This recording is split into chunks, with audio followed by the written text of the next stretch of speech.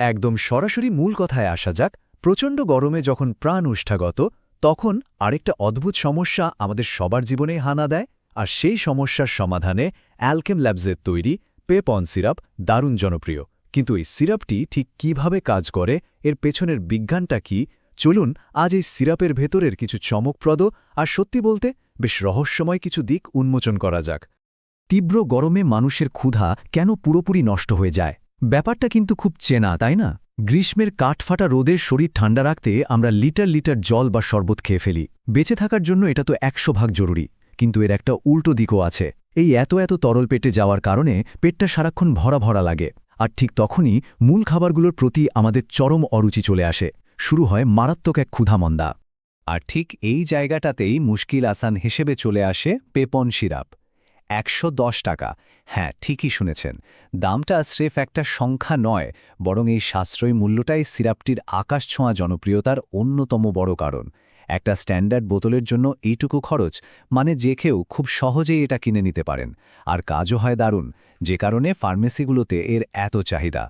200 মিলি বোতল, sugar free formula এবং সুস্বাদু মিক্সড ফ্রুট ফ্লেভার। শুধু দাম কম হলেই তো হবে না, গুণগত মানও তো থাকা চাই। 200 মিলিলিটারের এই সুগার ফ্রি সিরাপটার সবচেয়ে বড় প্লাস পয়েন্ট হলো এর স্বাদ। বাচ্চাদের ওষুধ খাওয়ানো যে কি ঝক্কির কাজ, সেটার বলার অপেক্ষা রাখে না।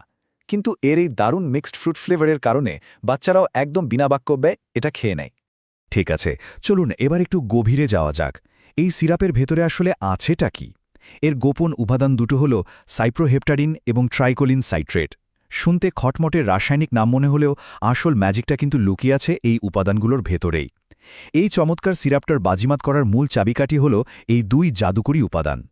চিকিৎসা বিজ্ঞান এবং উইকিপিডিয়ায় সাইপ্রোহেপ্টাডিন মূলত একটি অ্যান্টি অ্যালার্জিক বা অ্যালার্জি প্রতিরোধী ঔষধ হিসাবে শ্রেণীবদ্ধ। আর এখানেই লুকিয়ে আছে চিকিৎসা বিজ্ঞানের এক বিশাল ধাঁধা। একটু খোঁজ নিলেই দেখা যাবে এই প্রধান উপাদানটা আসলে তৈরি করা হয়েছিল অ্যালার্জির বিরুদ্ধে লড়াই করার জন্য। ক্ষুধা বাড়ানোর সাথে এর কোনো সরাসরি সম্পর্কই থাকার কথা নয়। তাহলে প্রশ্ন আসতেই পারে, ক্ষুধা বাড়ানোর ওষুধ হিসাবে এটা এত হিট হলো কিভাবে? উদ্দিষ্ট ব্যবহার অ্যালার্জি থেকে মুক্তি বনাম প্রকৃত ব্যবহার ক্ষুধা বৃদ্ধি। এই স্লাইডের সবচেয়ে চমকপ্রদ বিষয়টা হলো ঠিক এটাই। একদিকে ওষুধটার কাজ অ্যালার্জি কমানো, আর অন্যদিকে বাস্তবে এর ব্যবহার হচ্ছে ক্ষুধা বাড়ানোর জন্য। উইকিপিডিয়া ঘাঁটলে দেখা যাবে এই ক্ষুধা বৃদ্ধি পাওয়াটা আসলে ওষুধের একটা সাইড ইফেক্ট বা পার্শ্ব প্রতিক্রিয়া। হ্যাঁ, বিষয়টা বেশ বিতর্কিত ঠিকই, কিন্তু মানুষের ক্ষুধা বাড়াতে এটা অবিশ্বাস্য রকমের কাজ করে। একেবারে এক ঢিলে দুই পাখি। এবার ডোজের কথায় আসা যাক। ছকটা দেখলেই বোঝা যাবে বয়স আর ওজনের ওপর ভিত্তি করে এর ব্যবহার একেবারে মেপে মেপে করতে হয়। 2 থেকে 7 বছর বয়সীদের জন্য দিনে 3 বার, খাবারের আগে 1 চামচ বা 5 মিলি। আর বয়স যদি 7-এর বেশি হয়, তাহলে বিষয়টা নির্ভর করবে ওজনের উপর। ওজন তুলনামূলক কম হলে 1 চামচ, আর বেশি হলে 2 চামচ। একদম সিম্পল হিসাব। ধাপ 1, সঠিক মাত্রা পরিমাপ করুন। ধাপ 2, ঠিক 30 মিনিট অপেক্ষা করুন। এবং ধাপ 3, সম্পূর্ণ আহার গ্রহণ করুন। এখানে সবচেয়ে গুরুত্বপূর্ণ বিষয়টা হলো ঘড়ির কাঁটা। সিরাপটা খাওয়ার ঠিক আধা ঘন্টা পর মূল খাবারটা খেতে হবে। যদি কেউ ভুল করে এটা ভরপেট খাওয়ার পর খেয়ে ফেলে, তাহলে কিন্তু বিপদ। কিছুক্ষণ পরেই আবার রাক্ষসে ক্ষুধা পেয়ে বসবে এবং মনে হবে যেন দ্বিতীয়বার আরেক প্রস্থ খাওয়া যায়। তাই সময় মেনে চলাটা এখানে একেবারেই মাস্ট। সতর্কতা, তন্দ্রাচ্ছন্নতা বা ঘুম ঘুম ভাব। এতক্ষণ তো অনেক ভালো ভালো কথা হলো, কিন্তু এবার একটু সিরিয়াস হওয়া যাক। এই ওষুধের সাথে কিন্তু একটা বেশ বড়সড় সতর্কবার্তা জুড়ে দেয়া আছে, আর সেটা হলো মারাত্মক ঘুম বা তন্দ্রাচ্ছন্ন ভাব। এটা কিন্তু হেলাফেলা করার মতো কোনো বিষয় নয়। প্রস্তুতকারকরা নিজেরাই খুব পরিষ্কারভাবে জানিয়ে দিয়েছেন যে এই সিরাপটা খেলে চোখ জুড়িয়ে ঘুম আসতে পারে। এই সতর্কতার কারণেই কিছু বিষয় একেবারে অক্ষরে অক্ষরে পালন করা জরুরি।